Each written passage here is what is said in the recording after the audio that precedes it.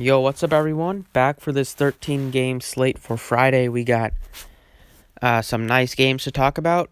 NFL season is basically here. If you want to join us for football, you can visit the website. Links in description. We'll be playing both sites, all slates, showdowns included. So can't wait for football. It's been a kind of a drag with baseball, being the only sport for the last couple months. But soon we'll have football, and then in a couple months, then we'll have NBA, which is super fun. So can't wait, but I'm still not going to stop doing these baseball videos. Still playing baseball every day. Even though the last couple days have been kind of weird with teams not going off that you expect to go off. But today we got the same kind of teams in some great spots. We got the Astros in a great spot. We got the Twins. They usually go off, and they're facing a bad lefty here. So I love the Twins too. But let's get right into it. You can drop a like and subscribe down below. At pitcher, we have DeGrom's your most expensive pitcher facing the Braves. This is not a great matchup for DeGrom. I'm not going to be shocked if he has a really solid game here. But most of the time in a matchup like this, I would say he would have 25 to 30 DraftKings points. Nothing huge, nothing that's going to break the slate, especially at an 11-3 price tag. So I think it's a fine play, but we got some cheaper options that I like. I like Berrios a lot at 10,000. Berrios isn't a huge strikeout pitcher, so he's averaging less than a strikeout per inning this season, and he does give up a lot of power with 21 bombs, but this Tigers team is not very good. If he's going to be super popular, he can definitely go to somewhere else just because he's not, he's not going to break the slate more times than not just because he's not a huge strikeout pitcher. I like Flaherty a lot at 9,400. He's been pitching really well as of late, and he gets a bad Coors team on the road playing in a not so hitter-friendly park in St. Louis, so I like Flaherty. And then I kind of like Greinke a lot here. He's only $8,800. Usually I don't like picking on the Angels, but the price tag for Greinke is appealing. He basically has similar strikeout upside as Berrios does just on the season. The matchup's not as great for strikeouts, but the Angels have a lower total than the Tigers by 0.1 runs as of now. Greinke's $1,200 cheaper. He should get a ton of run support here, and I feel pretty confident that he's going to have a decent game here. The Angels have been striking out a lot more as of late with, basically they weren't striking out that much because Tommy La Stella wasn't striking out that much. But now that Upton strikes out so much and Ohtani's been striking out quite a bit, there are also a lot of strikeouts in the lineup, especially in the bottom half. So I do like Greinke here at only $8,800. The price tag is appealing. And then I'll go with Vince Velazquez at 7,800. Velazquez gets a good matchup here against this Marlins team. They are very righty-heavy. Velazquez has been good at striking out righties. He has good strikeout stuff, averaging well over strikeout per inning. The thing that does him in most of the time is not being able to pitch deep into games. He gives up some walks. He's just not very efficient. He works deep counts. So lots of times you see 5 innings out of him. Hopefully in this matchup, playing in Miami, it's a big ballpark upgrade. He can get you 6-7 innings, probably 6 innings. Don't really see him getting 7 a lot of the time.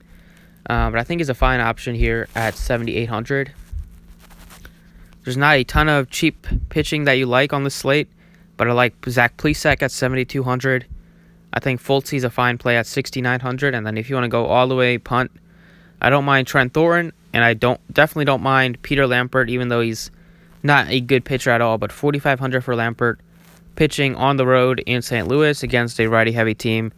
If he gets you 15 to 20, or if he gets you like 15, that's definitely a win in that scenario. So I like Lampert. Allows you to pay up for hitters too. But as of now, I'm just going to take the safe approach with Velazquez and Greinke. So today, the Twins, by far the favorite stack, facing off against Soto for a couple innings. So basically get the Tigers bullpen. The Tigers bullpen is nothing special. So first base, I like CJ Cron a lot. He's only $4,000. Been mashing left-handed pitching all season. And he gets to face Gregory Soto. Hopefully gets to face him more than once. Because Cron can definitely do damage against him. He's great against left-handed pitching. On the season, Cron has a .324 average against lefties with 8 home runs in just over 100 at-bats. That gives him a .304 ISO with just a 16.8% strikeout rate. And he does hit the ball in the air a lot against lefties with a 47.6% fly ball rate. He's also very cheap. You gotta love the Twins on a slate like this. I like Cron a lot. He's not even expensive at $4,000. Third base, I'm gonna go with Vlad Guerrero Jr. at just $4,000. Gets the platoon advantage. He's been swinging such a hot bat in the second half. Even though he's been better against right-handed pitching, I think you can definitely hit anyone. He doesn't strike out very much. Facing off here, it's not a great park to hit in, but we know the Mariners bullpen is one of the worst in baseball. He's facing a pitcher that is making his, I think, second start of the year. He's a very young pitcher. Hasn't done much. He has some prospect pedigree, but he wasn't great in AAA before he got called up. He was demoted from AAA, but in AA he was good. He wasn't great in AAA. So we'll see what he can do here. Wasn't great in his first start. Gave up 4 walks. That was back in the beginning of the season. So hopefully made some adjustments. But I'll still take a chance on some of these Blue Jays. They do have a decently high total for hitting in Seattle. And we know this team definitely has the power to hit multiple home runs. This year Guerrero's not been great against lefties, but he still has power with the 151 ISO, and just as of late he's been hitting kind of anything. He's been hitting anything and everything on the season. In August, he's batting .381 with 4 home runs so far through the first 18 games. The second half of the season, he's batting .341 with 7 home runs. He's just really hot right now, and facing a pitcher that we don't know much about, but he's not great. I mean, he kind of has a chance to be great, but I don't think he's going to be very good right out of the gates. And facing all of these righties that the Blue Jays have, I think it's going to be a tough task for him. They don't mind picking on him with some of these Blue Jays bats. They're not expensive. They definitely have a lot of upside. In the outfield, the lefty killer himself can't say I love the Twins without recommending Nelson Cruz. Nelson Cruz insanely good against left-handed pitching this season. It's no secret. We all know how his numbers against lefties absolutely destroys them. The hard hit rate is insane for him against lefties. Batting .301 on the season with 13 bombs and 83 at bats. That is ridiculous. 25 of his 83 hits and 13 have gone out of the ballpark, and so basically 17 of his 25 hits have gone for extra bases, with 13 being for home runs. He has a .518 ISO with an .819 slugging percentage against lefties. You gotta absolutely love him. Just a 5% soft contact rate, one of the lowest numbers you'll ever see. 64% hard hit rate to go with a 48% fly ball rate. And Nelson Cruz, even though it's not a great park to hit in Target Field, he's batting .313 with 17 bombs on the season. So he has the power to hit it out in any park. It's no secret with him.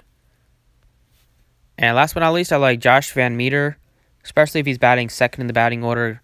Mitch Keller has not been good at all. He's given up a ton of power and a huge average and a super high average to both sides of the plate.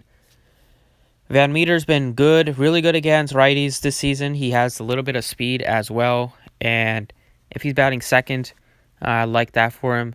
It's not a great park to hit in Pittsburgh, but it's much better for lefties than righties. And Van Meter on the year is batting .314 against righties with all 4 of his home runs. And against righties, he has a decent 174 ISO and a .488 slugging percentage. But he is hitting everything really hard against righties with a 53.8% hard hit rate. It's a really small sample size still because it's only been just over 120 at-bats, but he definitely has some power. He has a little bit of speed, and facing Mitch Keller, who just hasn't been very good, and is probably going to give up at least a couple runs here. I'll be shocked if he has a clean game just with the amount of traffic he allows on the base paths. This year, he's given up a .343 average to lefties, .368 to righties, given up a ton of power. It's not been very good. xFIP is about 5 to both sides of the plate, and he gives up hard hits high hard hit rate to both sides of the plate. Career-wise, he's still been struggling a lot. It's only been, well, actually, it's his first season. So he is the 64th prospect, but he hasn't really shown anything as of yet, and we'll see. He is their high prospect for the Pirates, the third in their team, third-ranked prospect in the Pirates organization, but a lot of the time these prospects don't work out, especially when they're young. So even though I'm not interested in full stacking the Reds, I think a couple of them are fine as cheap plays, like especially Van Meter at 4,100.